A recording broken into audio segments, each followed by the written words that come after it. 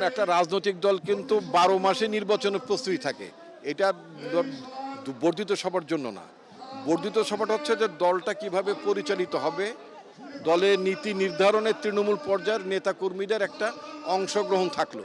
এটা লাস্ট 7 ইয়ার্সে আমরা এভাবে কালেকটিভলি আমরা কোনো সিদ্ধান্ত আলোচনা নিতে পারি নাই। তো মূলত বর্ধিত সভা হচ্ছে শুধুই নির্বাচন না, মূলত দলটা আগামী দিনে কিভাবে পরিচালিত হবে, ইলেকশন এবং পোস্ট ইলেকশন, একটা জবাবদিহিমূলক সরকার, একটা ভালো ভোট, তাই না, দেশের সুশাসন এবং দেশের বিরুদ্ধে যেই ষড়যন্ত্রটা চলছে, দেশের স্থিতিশীলতা, সভরেন্টি, নানা কিছু নিয়ে একটা মানে আশঙ্কা আছে এবং সেনা প্রধানও আশঙ্কার কথা বলেছেন।